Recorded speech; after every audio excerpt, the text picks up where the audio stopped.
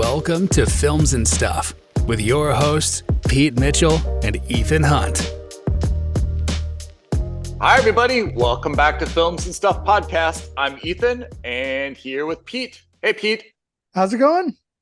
Everything is great. You are on location today. I'm traveling again. Part of your world tour, traveling again. But we are not going to let that stop us. The show must go on. Absolutely. So forgive us if my sound is a little off. I'm in a weird hotel room in the middle of northeastern Delhi or northwestern Delhi. I don't know. Maybe we need a whole nother podcast for the story behind that. But Oh, yeah. we digress. We may no longer be films and stuff. It'll just be politics and stuff.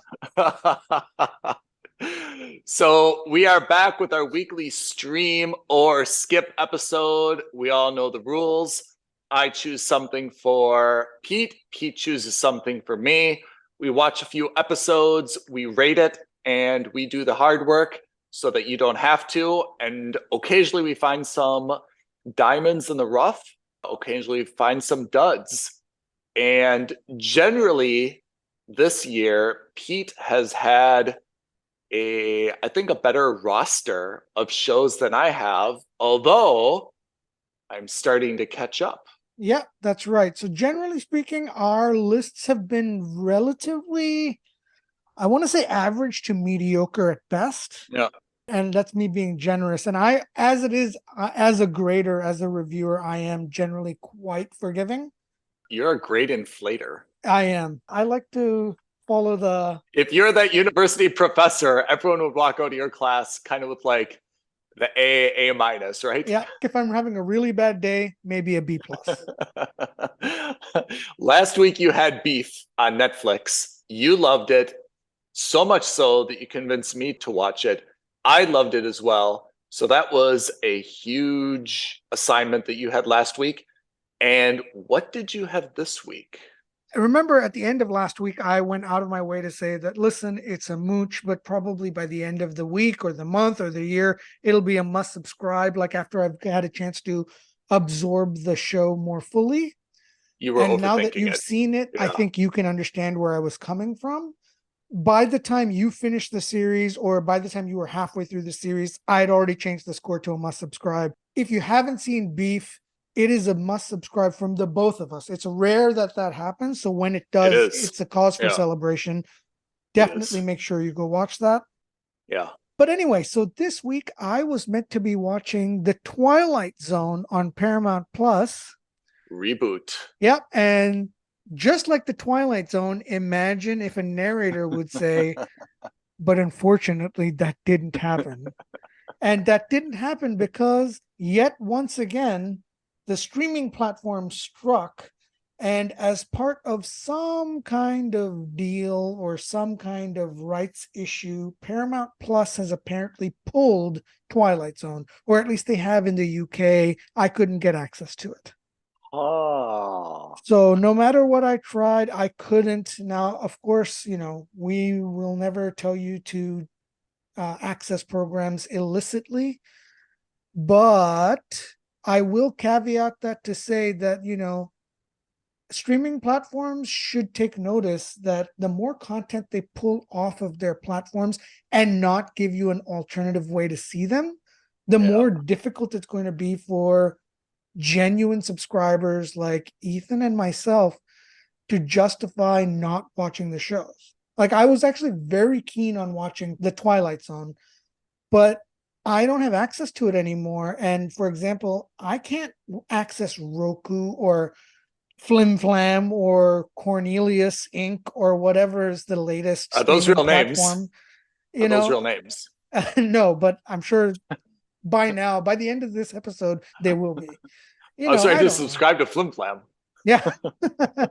So, you know, it's a bit annoying. And so I don't know. Look, I'm not suggesting we should go out and try to find illegal ways of watching these programs, but I am saying that if these platforms and these studios aren't careful, that's what you're ultimately going to lead people to do.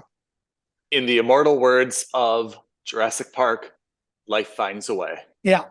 Yeah, absolutely. So I chose another show and I just randomly picked Agent Elvis on Netflix. That sounds crazy. What is that about? So it's pretty timely in the sense that, we just had the Elvis biopic with Austin Butler come out relatively Yep. recently. hmm Agent Elvis is weird. It's an animated show on Netflix and it's got a Oh. stellar cast. Let me start off by saying it's got a stellar cast. Elvis is played by Matthew McConaughey, Huh. and he's got his sidekick played by Johnny Knoxville. And the premise is that Elvis is recruited by a covert secret agency. I guess that's redundant. A secret agency in the United States to work for them as a spy. Undercover, or he's supposed to be using his public persona? As Elvis. So it's All right. undercover in the sense that, no one would believe that Elvis Presley was a secret agent, yet he was. Okay. And so here's the crazy part. So they get into a bunch of hijinks. His handler is played by Caitlin Olsen, who you'll probably remember as Dee from It's Always Sunny in Philadelphia. Oh yeah. And their boss is Don Cheadle. Oh, but this is animated. All animated. Okay. Really well done. The animation's a great style. Here's the crazy part, and this is the part that's going to make you laugh. The story, the premise, is actually based on a kernel of truth. Like there's a nugget of truth. I was actually going to ask and say, is this based on like a conspiracy theory or? It's not. Elvis was one of those people who, even though he was a rock star, was very much against the quote unquote hippie movement. He didn't like drugs. He didn't like consumption, that kind of thing. Elvis didn't like consumption and drugs? Well, drugs particularly. Yeah. And so in real life, went to the White House without an appointment and tried to meet Nixon.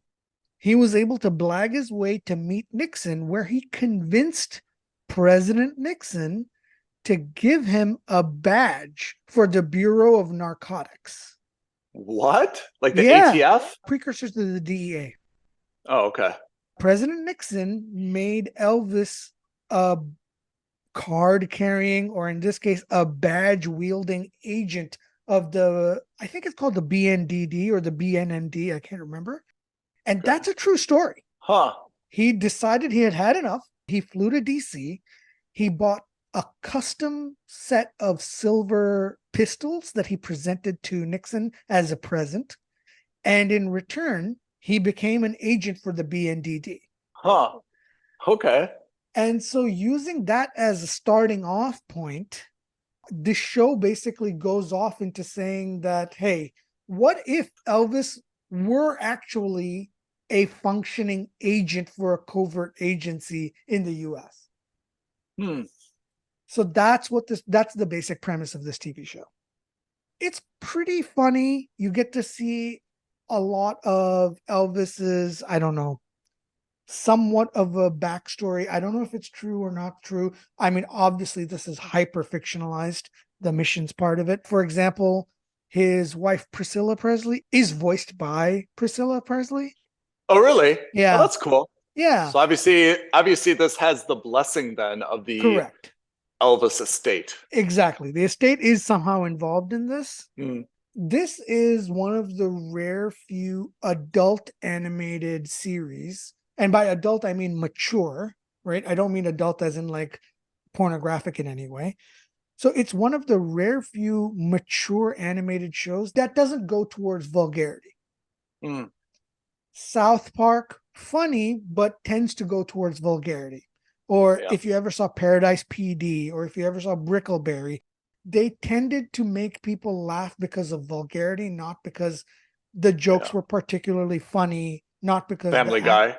Yeah. Family Guy is a perfect example of that, or American Dad, all of these things, right? Yeah.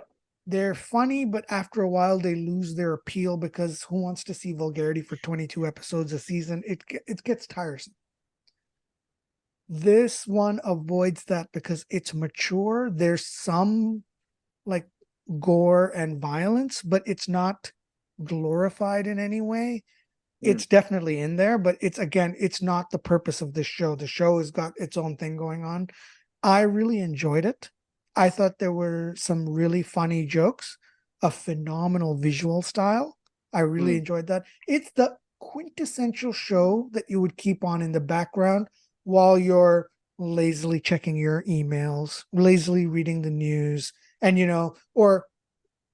having some cereal in the morning. Yep. And you need like 15 to 30 minutes. Yeah. It's perfect for that. And this is on Netflix? It is on Netflix. That's exactly right. Oh. I give this a solid mooch.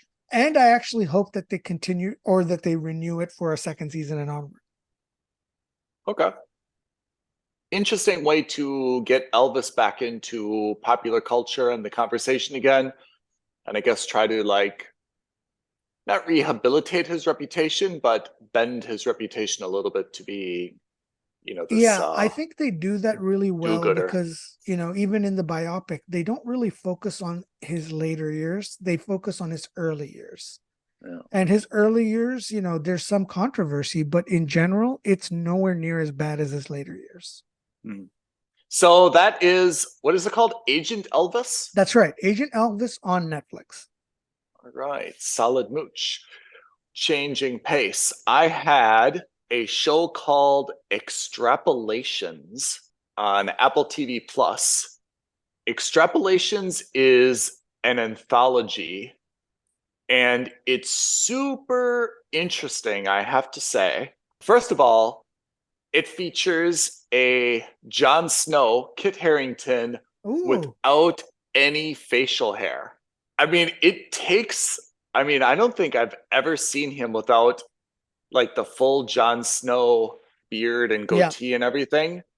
It took a while to just get to know him again, it's very jarring. I don't think we can think of anyone else who we've never is so dramatically known for facial hair the way Jon Snow is, right? We've never seen him without a beard. So first of all, I like it very much. But let me tell you exactly how this is set up. This is set up in the future. I think it's actually 30 years into the future. And it is a star-studded cast. I mean, it is Glenn Close. It is Ed Norton. It is Diane Lane is in there. Sienna Miller is in there. I'm probably Marion Cotillard is in there. Forrest Whitaker is in there. Tobey Maguire is in there. I'm probably forgetting 5 other big names. And the premise of Extrapolations is, yes, it takes place 30 years in the future, and it deals all with climate change. So there is absolutely a political message being sent here in terms of climate change, if uncontrolled now, has the opportunity to completely change the way that our life is lived. And all of the individual stories, so I would say it's not a show about climate change, but the climate is obviously the predominant feature in this show, right? So it has, as like any anthology, there's one about family, there's one about relationships, there's one about work, all the other kind of general topics, but they're all within the construct of this future Earth where the heat is extremely high, right? And in the day-to-day conversations about where you're going, what are you doing, people have to take precautions because of the heat. In some cases, they can't drive during the day, or they need to take shelter if the heat reaches a certain index. They talk about the different, natural resources and development and how that has some impact. The political climate is much changed because of the need for fresh water, places that are uninhabitable, population shifts and migration. So all of these are kind of the predominant underlying themes of the show, but it's not really a show that's supposed to be about climate change. That's supposed to be in the background, but it's very, very, and I say this respectfully, it's not really in your face about it. like obviously the show is intended, it's not intended to be a drama. It's not intended to show you all these different anthologies, with Forrest Whitaker being in love and blah, blah, blah. It's obviously intending to show what are going to be the potential detrimental impacts of climate change. But it actually does it in a way where it doesn't like push it in your face. It's subtle enough that it gets its message across. And ordinarily, I'd be a little bit negative on such a political piece, but I have Right. to say, this is actually the way to do it. So I do give Apple or whoever the producers are a lot of credit for bringing a very, very, it's not a controversial topic, but obviously it's a politically charged topic, Of course. to the forefront without kind of like just pushing it in your face. We've seen movies like, I don't know, 2012 or The Day the Earth Stood Still, or all these, anything with Gerard Butler, really, right? With about like these dramatic climate change things that just happen overnight, right? And those are really kind of like scare pieces. This Apple show wasn't really a scare piece. It shows, what the impact will be on day-to-day life. You're not able to drive your car if the heat reaches a certain level because, it will melt the rubber or the engine or something. You can't go outside. You have to take shelter. The smog, they show, places in Miami, for example, that are underwater and, like a church or a synagogue needs to, relocate.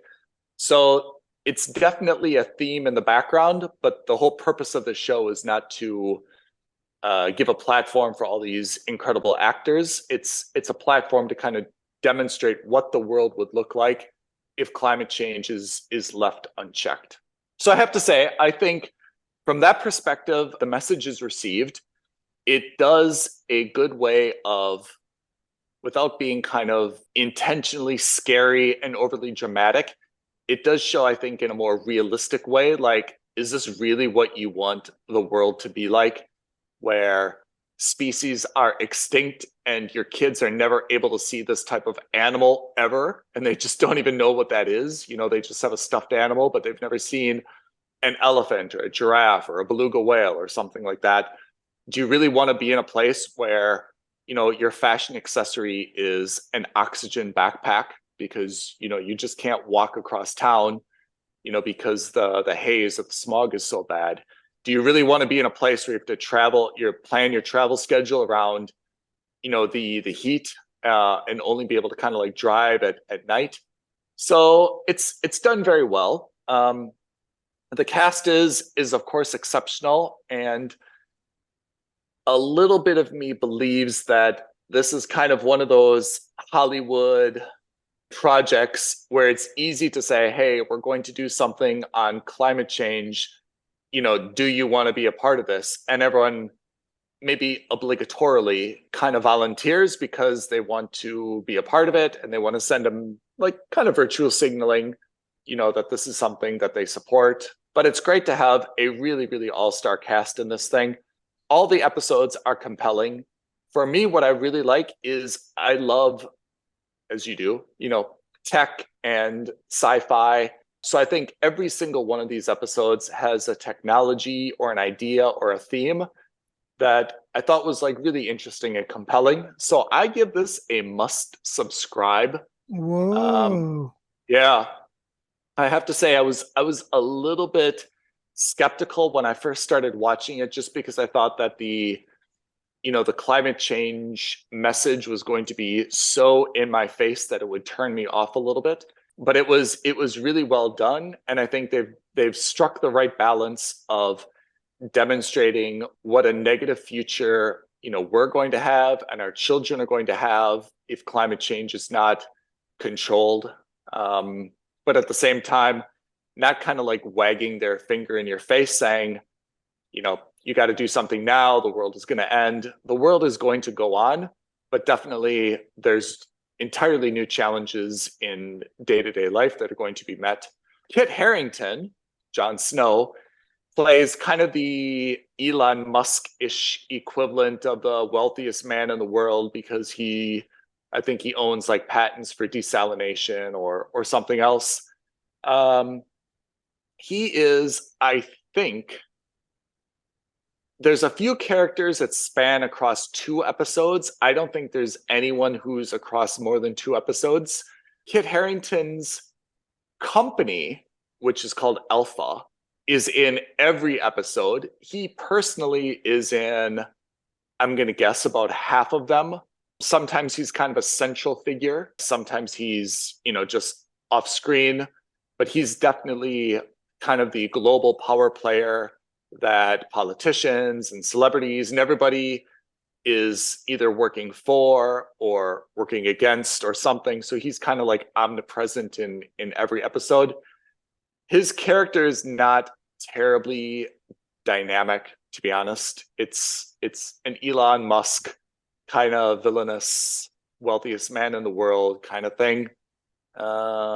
Not terribly compelling role for him, I have to say. So that's, I think, a little bit of a disappointment. I would have liked him to have like a little bit of a more dynamic role. All the other episodes are fine, but again, it's an all-star cast. The episodes are fine, but I think for me the most fascinating thing was the technology, the sci-fi, and just looking into a future that is, I mean, maybe it's not going to come true, but that's what I think is a more accurate depiction of what the world would look like, in 30 years. Maybe the climate change is not as dramatic as they've depicted, but just kind of like the intersection of technology and human touch and things like that. I thought that's a pretty good guess in terms of what things will probably look like. Okay. So that's Extrapolations, Apple TV Plus. For me, I think it is a must subscribe. Which means it's automatically on my list now. Gotta go on your list, Pete. What do we have in the hopper for next week? You will be staying on Apple TV Plus. Actually, you're on a bit of an Apple TV Plus streak right now. I am. You'll be staying on Apple TV to watch Shantaram. Shantaram.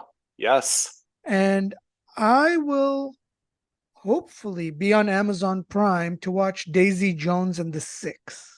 Oh, I'm excited to hear what you think of that. I have seen 1 or 2 ads, like, those pop-up ads on some websites.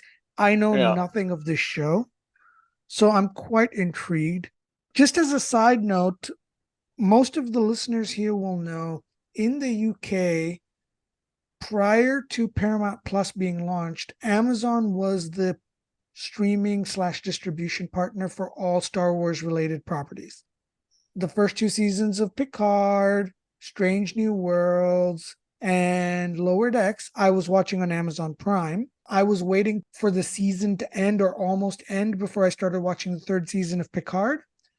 I went to watch it on Amazon Prime, and lo and behold, Amazon Prime turns around and says, you can watch it now exclusively on Paramount Plus, or pay £7 a month to get Paramount Plus through Amazon Prime, which is a bit of a kick in the teeth, I'll be honest, to do that mid-season of a wildly successful show. Yeah. Or maybe not wildly successful, but popular at least. And actually, I'm kind of glad I didn't start, because it would have been even worse if were I midway through. Now, I'm lucky I have Paramount Plus. Man, if I were an Amazon Prime subscriber, and one of the benefits I had from Amazon Prime was that I got to watch all of Star Wars, and then to have the rug pulled out underneath me with no notice. I didn't get an email. I didn't see anything. I literally went in 6 weeks ago just to check everything was fine. And then last week to check in on like episode 9. And then I thought, okay, I'm going to kick off on the whole thing. It wasn't even an option for me unless I paid extra money to Amazon. I thought Amazon has really lost a lot of the content that, we grew accustomed to. But there's just not a lot of great original content on Amazon. When I go to Amazon Prime, I look and I've seen kind of everything that's been on there, right? I've seen Jack Ryan, I've seen Reacher, The Boys is between seasons now. I started The Consultant with Christopher Waltz, but there's just not. I mean, Rings of Power, of course, was a very, very high profile show. But what have they done to maintain subscriptions after that's ended? You saw like A League of Their Own. What else is going on Amazon Prime that keeps people I renewing mean, their A subscriptions? Private Affair was a bust. That was The Devil's terrible. Hour was a bust. Terrible. The Consultant was fine. It was serviceable. Yeah. I mean, I was excited for Carnival Row, but I still haven't watched it. And that Neither says have more. I. That says more about Carnival Yeah. Row than it does for Amazon. But like, I Yeah. still haven't seen it. Yeah. I'm not that excited about it. I mean, again, I think that Netflix, the content on Netflix, I think, is up and down, but at least they've got a lot of stuff that you can try. Yeah. Amazon Prime doesn't even have that much stuff you can try. Like if you go and you're like, okay, like what do I want to watch? It's almost like you're funneled towards one or two things. There's just nothing else. I think Apple TV Plus is really gaining a lot of momentum, and they're actually quite incredible. If you go to Apple TV Plus now, there's 4 or 5 things that you can watch. Yeah. We've already talked about, the Big Door Prize. Now we've got Extrapolations. There's a few things that we really, really liked on there, right? Can I give you a hot take? Hotter the better. I think that instead of spending 750 million pounds or dollars on Lord of the Rings, I think they should have just offered Paramount Plus or one of these smaller platforms as a freebie for Amazon Prime members. I think that makes a lot of sense for actually both platforms. Yeah, because it immediately increases the footprint for Paramount Plus by a massive number, and it immediately increases the amount of content for Amazon Prime. Yeah. I have to say, yes, you and I have, let's call it business purposes for subscribing to Paramount Plus. Yeah. Paramount Plus just doesn't have that much. It's got, what it does is good quality, don't get me wrong, but you're not wrong in the sense that in terms of size of their content library compared to the others is still relatively small. But especially am I right? Apart from Yellowstone and Picard, what series is on Paramount Plus? Yeah, so Paramount Plus, Paramount really is kind of focusing on the Star Trek universe. That's one pillar. And I guess the Sheridan universe, right? Because they've got Yellowstone, 1883, 1923. Matthew McConaughey has just signed on to replace another Yellowstone adjacent program because Kevin Costner is retiring from Yellowstone at the end of this season. Tulsa King. So you've got the Sheridan verse. Tulsa King was great. Yeah, it was good, but again, it's you've got the Sheridan verse, as it were. You've got the Star Trek verse. Everything else is a bit meh. Their movies are great, but like in terms of TV shows, I'm still a bit wondering what else they have on there. Yeah. I just thought that was a little update that I thought I'd give to our UK, at least our European listeners. Yeah. If you were hoping to catch up on Picard like I was, if you don't have Paramount Plus, it's going to be much harder for you now. Oh, and just another side note, I think that's funny that I didn't even realize that was still happening. Netflix has officially, as of at the end of this year, so it's still running, they're stopping their mail-in DVD business.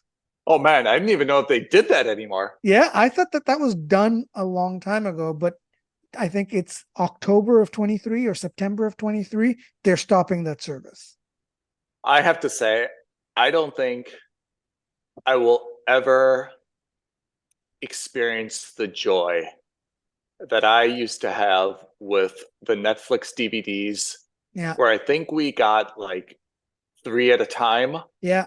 And the days that those would come in the mail was just like so thrilling, Big red envelopes, right? Yeah. So thrilling to be like, oh man, all right, Black Hawk Down is here and this is here. And I just sent this other one, so we should be getting this tomorrow. And it was just like this revolving door of amazing movies every day or every other day. Now we're just so spoiled a little bit that, we should be able to watch everything. And it's also become more complicated in terms of Paramount Plus or Showtime or Apple TV Plus or AMC Plus or, right? Yeah, You're also absolutely. limited what you can see. We're very fortunate that you and I see almost everything, but not everyone has that the same. Well, exactly, and that's that's part of the service that we provide here at Yeah. Films and Stuff. Okay, so I'm excited to watch Shantaram, and I'm excited for you to watch Davy Jones and the Six. That's right. So that's what we've got for next week. In the meantime, listeners, if you have any shows you'd like us to watch or add to our watch list, reach out to us at F&S Podcast on Twitter. DM us on Instagram at Films and Stuff Podcast. Drop a like and comment below this video. And of course, you can always reach us on email, aloha@filmsandstuffpodcast.com. That's right. Got a lot of comments and feedback lately, so keep it coming. Don't stop. Perfect. Thanks, everyone. Thanks, Ethan. All right. Thank you, Pete. Thanks, everyone. We'll catch you next week on Films and Stuff Podcast. Bye, everyone. Thank you for listening to another episode of Films and Stuff. If you haven't already, please subscribe and review on Apple Podcasts, Spotify, or wherever podcasts are downloaded. Films and Stuff. There is no substitute.